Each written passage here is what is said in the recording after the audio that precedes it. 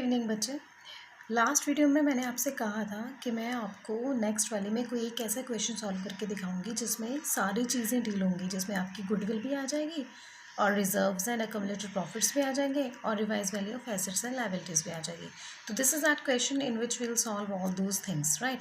So let me start with balance sheet. Given है आपको question के अंदर 31 मार्च 2017 की ये liabilities and assets are given. नीचे कुछ एडजस्टमेंट्स दी हुई है आपको, राइट। आपने यहाँ पे स्टार्ट करना है। देखो what he has given is you have to complete this question without opening revaluation account.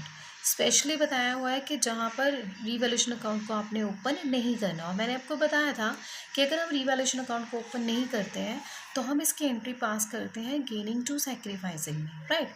इसका प्रॉफिट फाइंड आउट करेंगे और उसे गेनिंग और सेक्रीफाइसिंग में डिस्ट्रीब्यूट कर देंगे, करेक्ट। और जो गुडविल है already appearing in the books होती है वो जाती है ओल्ड पार्टनर ओल्ड रेशो में, और जो वैल्यूड की जाती है at the time of reconstitution, at the time of change in profit sharing ratio, वो जाती है गेनिंग एंड सेक्रीफाइसिंग में। और इस क्वेश्चन में हमारे पास गुडविल पड़ी है, it is to be valued at ₹20,000। तो this goodwill will be transferred in gaining and sacrificing ratio and revaluation account open नहीं करना तो इसका प्रॉफिट जो है वो भी जाएगा गेनिंग एंड सेक्रीफाइस रेशो में। तो सबसे पहले हम यही करते हैं कि हम लोग फाइंड आउट कर लेते हैं गेनिंग और सेक्रीफाइसिंग रेशो को। तो first thing gaining and sacrificing ratio. हमारे पास तीन पार्टनर्स हैं A, B and C. Old share is given, new share is given. Old share question में दिया हुआ है, दिस इज 3:2:1।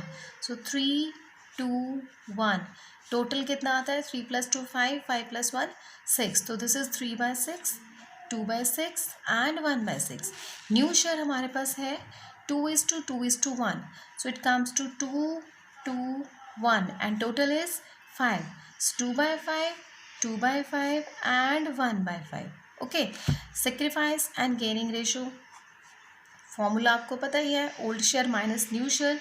जब आप old share minus new share करेंगे तो 3/6 माइनस 2/5 करने पे आपके पास जब सॉल्व करेंगे तो it will be 3/30 positive, so it's a sacrifice.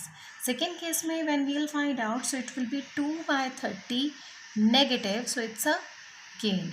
Third case में when we will find out, this is -1/30, so it is also a gain, correct. Journal entry हमारी कहती है gaining partners debit to sacrificing partner. इसमें gaining partner 2 है तो हम दोनों को डेबिट करेंगे, राइट। ये हो गया हमारा वर्किंग नोट 1। अब आते हैं वर्किंग नोट 2 पे। सेकेंड वर्किंग नोट में हमने क्या करना है, हमने फाइंड आउट करने हैं रिवैल्यूएशन का प्रॉफिट या loss without opening revaluation account. Okay. उसके लिए क्या करेंगे, जो जो आपकी इनकम्स है पहले उनको ले लेते हैं। जैसे फर्स्ट देखिए, गुडविल तो हो गया डेल्ट विद, बाद में बताती हूँ मतलब कैसे डील करना है। Creditors of ₹5,000 give up there claim. Creditors ने अपना क्लेम छोड़ दिया। अगर क्रेडिटर्स क्लेम छोड़ेंगे तो उससे हमारे बिजनेस को, हमारे बिजनेस फर्म को प्रॉफिट होगा, राइट। सो यहाँ पर हम लिखेंगे decrease in creditors ₹5,000, it's an income, okay. Second is building should be valued eight 90% of book value. Building में डिक्रीज आ गया, मशीनरी की डेप्रिसिएशन गिवन है तो उसमें भी डिक्रीज आ गया। सो दो चीज़ें हमारी डिक्रीज हो रही हैं, और इनका जो डिक्रीज है वो हमारे लिए लॉस है। तो प्रॉफिट्स में से लॉस को माइनस कर दीजिए। Decrease in building and decrease in machinery, fine. Machine building का डिक्रीज कितना है? 90% इसकी बुक वैल्यू हो जाएगी। दैट मीन्स फॉल कितना आया? We have to consider only the decrease. Remember this thing, revaluation में सिर्फ इंक्रीज डिक्रीज को डील किया जाता है, ओके। सो यहाँ पर डिक्रीज कितना आएगा? 10% डिक्रीज विल बी देयर।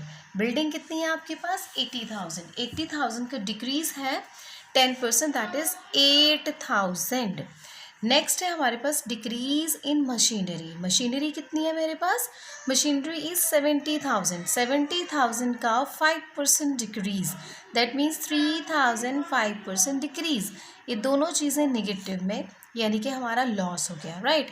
हमारे पास प्रॉफिट्स हैं 5,000, लॉसेज हैं 8,000 एंड 3,500।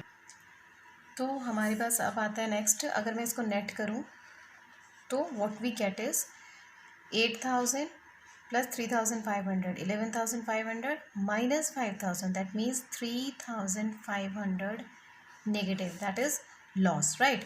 अब ये वाला जो लॉस है ऑन रीवैल्यूएशन, ये loss gaining and sacrificing ratio plus आपके पास जो गुडविल पड़ी है वो गुडविल ऑफ ₹20,000, ये गेनिंग एंड सेक्रीफाइसिंग रेशो।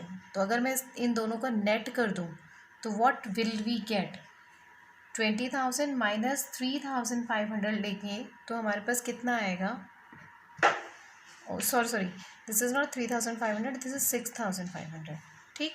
20,000 में से 6,500 अगर हम लेस करते हैं तो व्हाट वी गेट इज 13,500 का नेट इम्पैक्ट पड़ेगा। This is positive, this is negative. आप इन दोनों को अलग अलग भी डील कर सकते हैं। लॉसेस के लिए we do have entry sacrificing to gaining, और नॉर्मल जो आपके पास गुडविल है वो तो पॉजिटिव ही है तो वो जाएगी गेनिंग टू सैक्रिफाइसिंग, बट मैं नेट एक सिंगल एंट्री डाल देती हूँ। तो मैंने पॉजिटिव में से नेगेटिव को लेस कर दिया, नेट आया 13,500, इस 13,500 के लिए gaining to sacrificing. So what entry will pass is B's capital account debit, second gaining partner is C's capital account debit to A's capital account, and what will we do is 13,500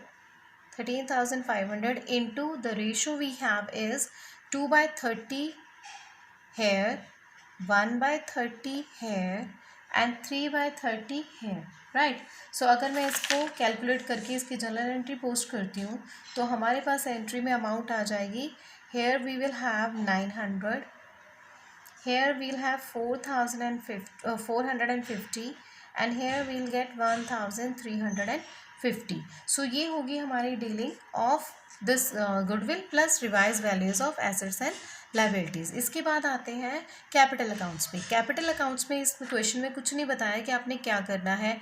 reserves and surpluses के बारे में उन्होंने mention किया हुआ है, reserves and workman compensation funds are to be close. अगर वो नहीं बताते तब भी ये ओल्ड पार्टनर ओल्ड रेशो में ही जाने थे, तो अब भी वही डीलिंग करेंगे। तो आइए इसके बाद नेक्स्ट स्टेप पे आते हैं, preparation of capital accounts. Capital accounts, अब तीनों पार्टनर्स की ऑलमोस्ट अमाउंट सेम होती हैं, तो हम लोग क्या करते हैं, फॉर्मेट में 3 कॉलम्स बना लेते हैं 3 पार्टनर्स के लिए, partner A, B and C, because almost debit and credit amounts will be same, right। अगर एक आध अमाउंट डिफरेंट भी होगी then we can skip that one, but otherwise instead of preparing different accounts again and again we'll prepare one journal account, capital accounts, debit side and credit side। so let we begin with by balance brought down। Capital का जो आपको balance sheet में given है, this is 60 40 40। then we come to the reserves which are lying in the balance sheet। reserves old partner old ratio, और A B C की old ratio क्या थी, 3:2:1, तो 3/6 2/6 1/6, and reserves we have is 30,000। 30,000 का 3/6 2/6 और 1/6 में जब हम डिवाइड करेंगे तो we'll get 15,000 10,000 and 5,000, ओके। उसके बाद आते हैं हमारे पास workman compensation fund. Same treatment, कोई क्लेम नहीं है, सीधा फंड उठाइए, ओल्ड पार्टनर ओल्ड रेशियो में डिवाइड कर दीजिए। रिजर्व भी 15,000 का हमारे पास रिजर्व है, ऑलमोस्ट इसका 50%। So this way we'll divide distribute done. अब आते हैं, आपने जो जनरल एंट्री डाली थी उसमें भी ए बी और सी की एक एंट्री डाली थी जिसमें हमने कहा था B's capital account debit C's capital account debit to A. So B और सी को डेबिट करना है तो उनके डेबिट साइड पे एंट्री रिकॉर्ड होगी to A's capital account. B was debited with 900 and C was debited with 450। यहाँ पर डालेंगे बाय बी's कैपिटल अकाउंट, ध्यान से देखिएगा posting, by C's capital account, right. A का कैपिटल अकाउंट क्रेडिट हो रहा था 2 पार्टनर्स की वजह से, बी के कैपिटल अकाउंट में जाएंगे 900 सी में जाएंगे 450। Done. So this was the whole treatment in capital accounts. उसके बाद कैपिटल अकाउंट्स को क्लोज कर दीजिए। ऊपर सिंगल लाइन, नीचे डबल लाइन, दोनों साइड्स का टोटल कीजिए। Here the total will come to 83,850. Here it will be 55,000 and this is 47,500. Okay, and here balance carried on we will have to find out. To balance carried on, and the balance is 83,850, same here, and here it will be 54,100. Here it is 47,050 and the same amounts here. Balancing करनी आपको +1 में ही सिखाई गई थी, इसीलिए कहा गया था बार बार final account is very much important. So general ledger सब कुछ वही चल रहा है राजा। अब आते हैं बैलेंस शीट पे, जो न्यू हमने रिवाइज्ड बैलेंस शीट बनाई है न्यू फर्म की, उसको प्रिपेयर करने के लिए देखिए अब क्या करना है। The first item that was given is building, और बिल्डिंग का हमने देखो, जब मैंने आपको बताया था कि अगर हम रीवैल्यूएशन अकाउंट नहीं प्रिपेयर कर रहे हैं, दैट मीन्स हम रिवाइज वैल्यूज़ नहीं ले रहे हैं। रिवाइज वैल्यूज़ ना लेने का मतलब है ओरिजिनल में जितनी एसेट्स पड़ी थी आप उतनी ही पिक करेंगे, उनको चेंज नहीं करेंगे। ओरिजिनल में building was 80,000, so will take it as 80,000 only, correct. Next is machinery will also not be changed. No change will be there in any asset which we have not revised through revaluation account. Fine. ध्यान रखिएगा इस चीज़ को। Furniture same 30,000. Stock same as it is 20,000. Debtors as it is 20 less provision 2, so net 18,000. Next cash rupees 12,000, no change. Okay, let me come to the liability side. Liability side पे we have capital of partner A, B and C. यहाँ changes आएंगे आपके पास रह जाए। This new capital balance we will take 83,850। आप इन तीनों का अलग अलग लिख के टोटल भी डाल सकते हैं, मैं बाहर डाल देती हूँ as it is. 83,850, second is 54,100, third is 47,050 and creditors as it is which were lying in the books 45,000। Change हुआ है लेकिन नहीं करना क्योंकि हमने रीवैल्यूएशन अकाउंट प्रिपेयर नहीं किया। ओके, इसके बाद इसे टोटल कर देंगे। So here it comes to 2,30,000, here also it comes to 2,30,000। अब देखिए ज़रा ध्यान से क्या चीज़ है, मेन पॉइंट जो आपको तंग करने वाला था। एक तो हमने एसेट्स की वैल्यू अगर रिवैल्यूएशन अकाउंट नहीं बनाया तो उनको as it is original cost पे लिया, राइट। सिर्फ कैपिटल अकाउंट में उनकी चेंज शो की जो हमने गेनिंग और सैक्रिफाइसिंग के थ्रू डाली। दूसरा आता है हमारे पास रिजर्व्स। रिजर्व्स का ट्रीटमेंट क्या किया हमने, उन्हें ओल्ड पार्टनर के कैपिटल अकाउंट में ओल्ड रेशो में डिवाइड कर दिया, तो these reserves will not be shown in the balance sheet.